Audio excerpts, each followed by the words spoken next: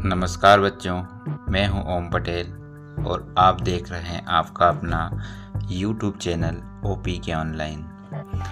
आज हम कक्षा 10वीं विषय सामाजिक विज्ञान के अंतर्गत भूगोल का पाठ 2 वन्य जीव एवं वन्य जीव संसाधन के कुछ महत्वपूर्ण प्रश्न देखेंगे।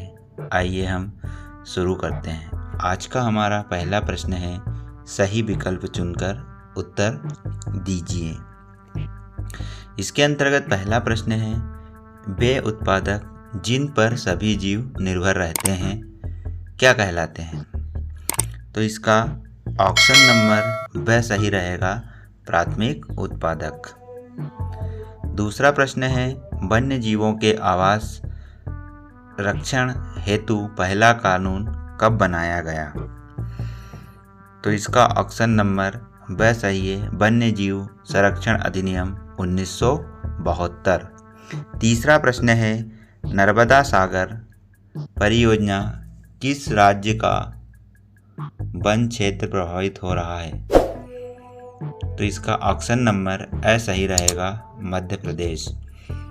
चौथा प्रश्न है, शांत घाटी का संबंध किस राज्य से है? इसका ऑप्शन नंबर ब सही रहेगा, केरल। पांचवा प्रश्न है, सरिस्का बाग रिजर्व परियोजना किस राज्य में स्थित है? तो इसका ऑप्शन नंबर ए सही रहेगा, राजस्थान। अगला प्रश्न है, निम्नलिखित में से किस राज्य में संयुक्त वन प्रबंधन का पहला प्रस्ताव पास किया गया? इसका ऑप्शन नंबर सही रहेगा, उड़ीसा। अगला प्रश्न है, पूर्वोत्तर और मध्य भारत में वनों की कटाई का प्रमुख कारण है? तो इसका ऑप्शन नंबर ब सही रहेगा, स्थानांतरित के लिए। अगला प्रश्न है, निम्नलिखित में से स्थायी वनों का सर्वाधिक क्षेत्र किस राज्य में स्थित है? तो इसका ऑप्शन नंबर द सही रहेगा, मध्य प्रदेश।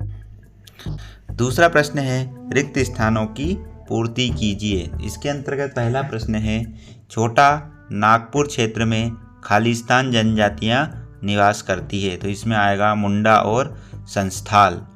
दूसरा प्रश्न है, स्थायी वन क्षेत्रों का सर्वाधिक क्षेत्र खालिस्तान राज्य में स्थित है। तो इसमें आएगा मध्य प्रदेश और आसाम। तीसरा प्रश्न है, भारत में सघन वन क्षेत्र खालिस्तान प्रतिशत है। तो इसमें आएगा 12.2% है।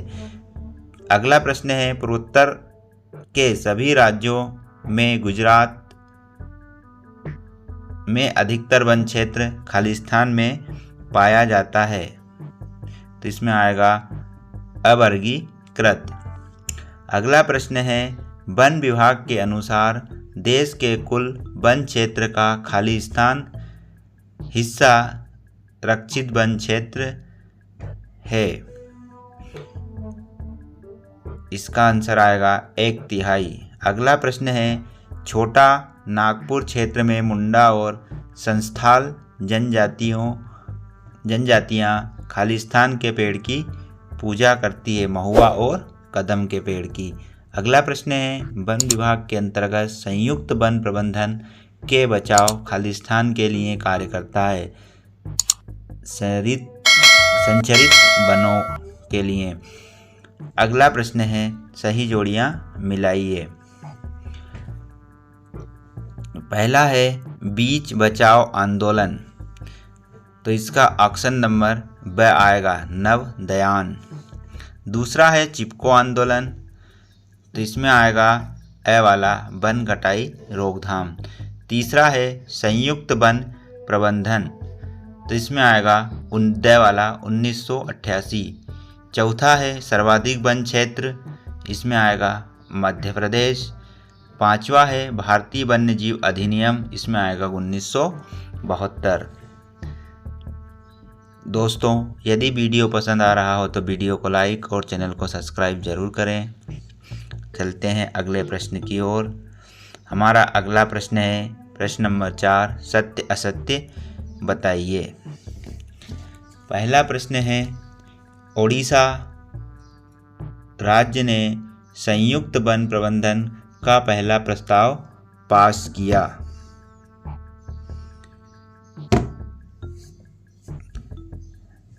जी हाँ, यह सत्य है।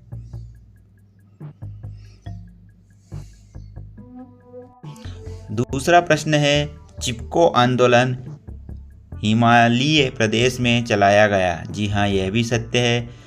सरिस्का बाघ रिजर्व मध्य प्रदेश राज्य में स्थित है। यह असत्य है। चौथा प्रश्न है, देश के कुल भौगोलिक क्षेत्र का 24.56% हिस्सा वन आवरण के अंतर्गत आता है। जी हाँ, यह भी सत्य है।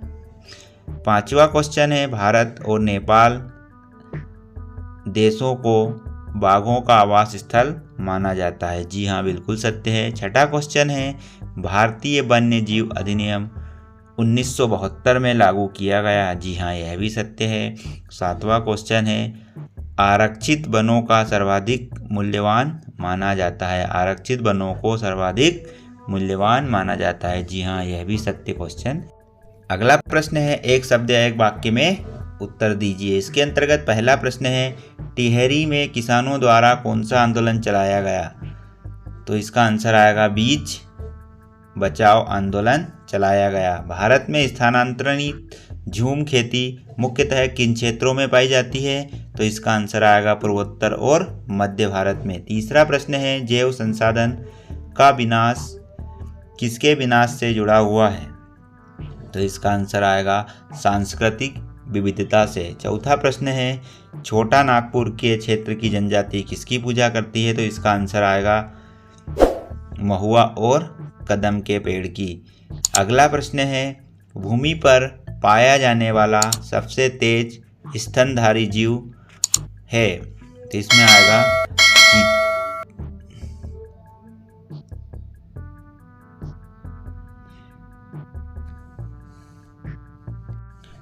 आएगा चीता। अगला प्रश्न है, स्लैश और बर्न किससे संबंधित है? तो इसका आंसर आएगा स्थानांतरित कृषि से। अगला प्रश्न है, विकासशील देशों में पर्यावरण विनाश का मुख्य दोषी किसे माना जाता है? तो इसका आएगा औद्योगिकरण को। अगला प्रश्न है, टिहरी में किसानों द्वारा किया गया आंदोलन का नाम लिखिए। तो उसका आंदोलन था चिपको आंदोलन। नमस्कार दोस्तों, वीडियो पसंद आ रहा हो तो वीडियो को लाइक और चैनल को सब्सक्राइब जरूर करें। हम अब अति लघुत्तरी प्रश्न देखते हैं। प्रश्न नंबर पहला है, वन्य जीव संरक्षण अधिनियम में संकटग्रस्त जातियों को बचाने हेतु क्या नियम बनाए गए? तो इसका आंसर है, पहला नियम है, वन्य जीव के आवास को कानूनी संरक्षण दिया गया। दूसरा है, शिकार तथा व्यापार पर पूर्ण प्रतिबंध लगाया गया। दूसरा प्रश्न है, पारिस्थितिक तंत्र किसे कहते हैं? पारिस्थितिक तंत्र किसे कहते हैं? तो इसका आंसर आएगा भौतिक पर्यावरण और उसमें रहने वाले जीवों के सम्मिलित रूप को पारिस्थितिक तंत्र या परितंत्र कहते हैं। भौतिक पर्यावरण और उसमें रहने वाले जीवों के सम्मिलित रूप को पारिस्थितिक तंत्र या परितंत्र कहते हैं। तीसरा प्रश्न है, आरक्षित वनों से क्या तात्पर्य है, समझाइए। तो इसका आंसर है, आरक्षित वनों से तात्पर्य ऐसे वन क्षेत्र से है जो सरकार या अन्य संबंधित संगठनों द्वारा वन्य जीवों के संरक्षण और संवर्धन के लिए सुरक्षित रखे जाते हैं। ये वन क्षेत्र आमतौर पर वन्य जीवों के प्राकृतिक आवास होते हैं और विविध प्रकार के पौधों और पशुओं को आश्रय प्रदान करते हैं। आरक्षित वनों को संरक्षित करने का मुख्य उद्देश्य जैव विविधता को सुरक्षित रखना और प्राकृतिक प्रक्रियाओं के समर्थन में सहायक बनाना होता है। देश के आधे से अधिक वन क्षेत्र आरक्षित वन घोषित किए गए हैं। जहां तक वन और वन्य प्राणियों के संरक्षण की बात है, आरक्षित वनों को सबसे अधिक मूल्यवान माना जाता है। अगला प्रश्न है प्रशासनिक आधार पर वनों का वर्गीकरण लिखिए। तो इसका उत्तर आएगा प्रशासनिक आधार पर वनों का वर्गीकरण निम्नलिखित है। नंबर 1 आरक्षित वन। इन वनों में इमारती लकड़ी व अन्य उत्पादक जैसे आरक्षित कर लिया गया है।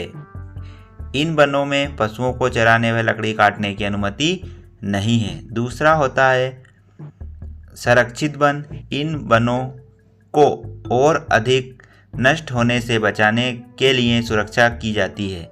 इसमें पशु चराने व खेती करने की अनुमति विशेष प्रतिबंधों में दी जाती है। अवर्गीकृत वन तीसरा होता है। इसमें लकड़ी काटने व पशु चराने पर कोई प्रतिबंध नहीं होता है। प्रश्न नंबर 5वां है वन्य प्राणी संरक्षण के उपाय लिखिए। तो इसका आंसर आएगा वन्य प्राणी संरक्षण हेतु निम्नलिखित प्रयास किए जा सकते हैं। नंबर 1 वन्य जीवों के प्राकृतिक आवासों को बिना हानि पहुंचाए नियंत्रित करना। दूसरा है वन्य जीवों के शिकार पर पूर्णतः प्रतिबंध लगाना। तीसरा है वन्य क्षेत्रों में जैवमंडल रिजर्व की स्थापना करना।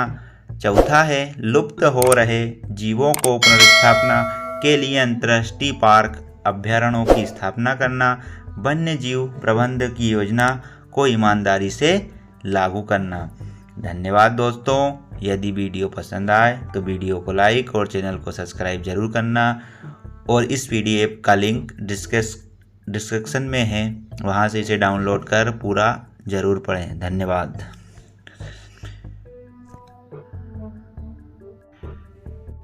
इस PDF का लिंक डिस्क्रिप्शन में है, वहाँ से डाउनलोड कर पूरा पढ़ें। धन्यवाद।